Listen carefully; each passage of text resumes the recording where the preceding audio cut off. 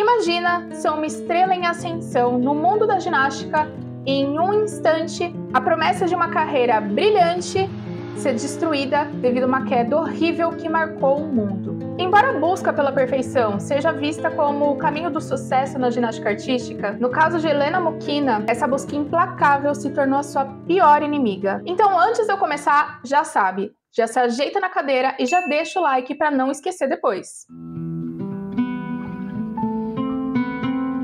A Helena nasceu em 1º de junho de 1960 em Moscou, e ela teve uma infância muito difícil. Primeiro, ela perdeu a mãe no incêndio aos 5 anos de idade, e aí o pai dela, por estar bêbado, acabou sendo preso. A partir daí, ela foi criada pela avó. Ela começou a fazer ginástica já com 7 anos de idade, e desde o começo já mostrava um talento excepcional. Aos 14 anos, ela começou a treinar sob a orientação de Mikhail Klimenko, que na época era um dos treinadores mais respeitados que tinha. E ele tinha uma meta de vencer os japoneses, que estavam dominando a ginástica masculina já faziam 10 anos. E até então, ele só tinha treinado homens, até que ele decidiu e aceitou treinar a Helena. Ela ficou conhecida nacionalmente no Campeonato Nacional Soviético, em 1977, onde ela ganhou o 2º lugar. Mas mundialmente ela ficou conhecida mesmo foi no Campeonato Mundial de Estrasburgo, na França, onde ela ganhou o ouro e desbancou outras ginastas como a Nelly Kim e a famosa Nadia Comaneci, que, caso você não saiba, foi a primeira a ganhar o perfeito 10.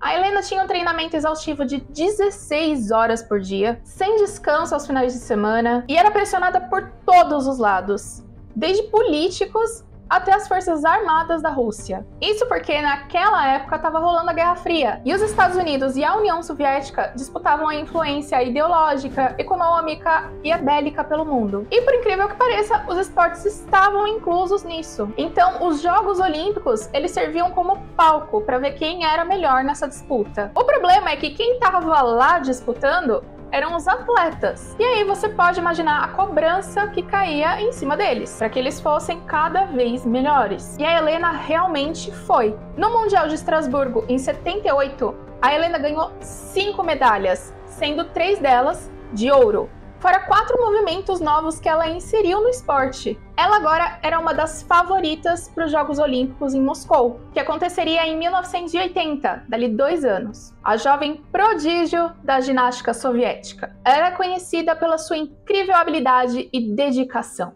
E se você acha que o treino dela já era ruim, calma que piora. Como ela teve esse desempenho excelente no Mundial, resolveram intensificar os treinos dela para a Olimpíada. Junto disso, vieram muitas e muitas mais cobranças. Ela não só tinha agora que se preocupar em treinar, ela também era o chaveirinho deles.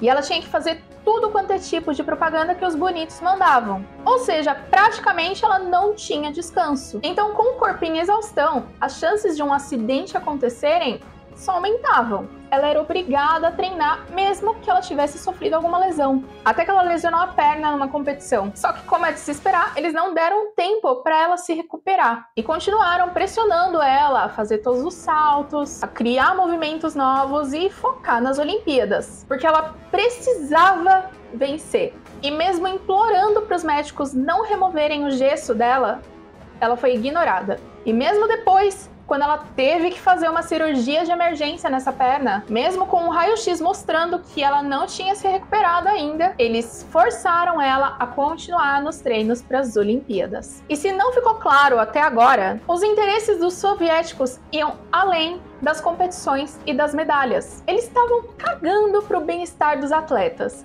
contanto que eles trouxessem os resultados esperados. A pressão de ganhar medalhas tinha o objetivo de mostrar superioridade no cenário internacional. Então, era extremamente comum que treinadores forçassem os atletas a irem além dos limites físicos e mentais para buscar a perfeição a qualquer custo. E com a vida dela já em risco, e com a constante pressão para que ela atingisse a perfeição, em 3 de julho de 1980, faltando poucas semanas para as Olimpíadas, aconteceu a tragédia. Durante o treino, ela foi tentar executar um salto extremamente complexo, o salto Thomas, que, pelo que eu entendi, o ginasta precisa fazer piruetas no ar e aterrissar enquanto rola ainda pelo chão, sem usar as mãos. E o Klimenko, o treinador dela, queria que ela fosse a primeira mulher a executar esse salto. E o movimento exigia uma combinação perfeita de força, técnica e precisão. A pressão para executar esse movimento perfeitamente era imensa. Qualquer erro que ela fizesse poderia ser catastrófico. E ela sabia disso. Agora, você lembra que ela estava lesionada, né? Pode ter sido pela falta do impulso ou pela dor que ela sentiu, mas deu errado. Ela aterrissou de bochecha no chão e torceu o pescoço. O impacto instantaneamente quebrou 2 vértebras da coluna dela e ela ficou tetraplégica, ou seja, sem movimentos do pescoço para baixo. A sua carreira foi encerrada prematuramente e a sua vida mudou para sempre. Ela só tinha 19 anos.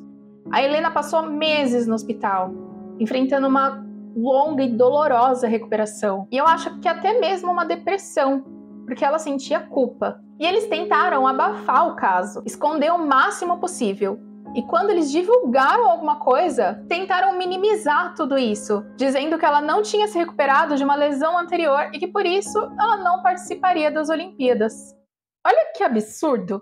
Abandonada pela Federação Soviética de Ginástica, a Helena voltou a morar com a avó dela e passou bastante dificuldade para conseguir se recuperar. Ela foi completamente esquecida por boa parte da população naquela época, porque a história só veio à tona 2 anos depois, com a queda da União Soviética, quando ela própria, num jornal russo, contou toda a verdade. Agora, imagina o choque da população que foi quando eles descobriram tudo isso. Eles não estavam sabendo. Começaram a questionar as práticas de treinamento rigorosas que eram impostas nos atletas e todos os riscos que isso podia trazer. Hoje a ginástica é mais segura graças a ela. Muitos movimentos que antes eram executados, hoje são proibidos, como uma pirueta que a Helena executava nas paralelas, ou até mesmo esse próprio salto Thomas. Qual é o custo da perfeição? As fontes disseram que esse acidente fez o mundo repensar a pressão sobre os atletas de alto rendimento. Mas será que fez mesmo?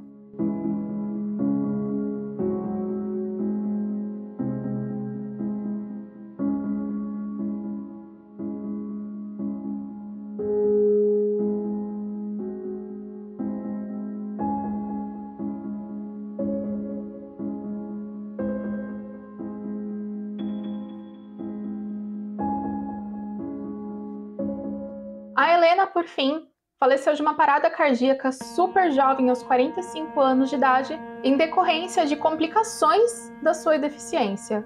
E com a culpa de ter decepcionado uma nação inteira quando ela se machucou durante um treino desumano e insensato. E apesar do ódio que você provavelmente está sentindo de todo mundo que pressionou ela e fez tudo isso com ela, ela não culpou ninguém pelo acidente.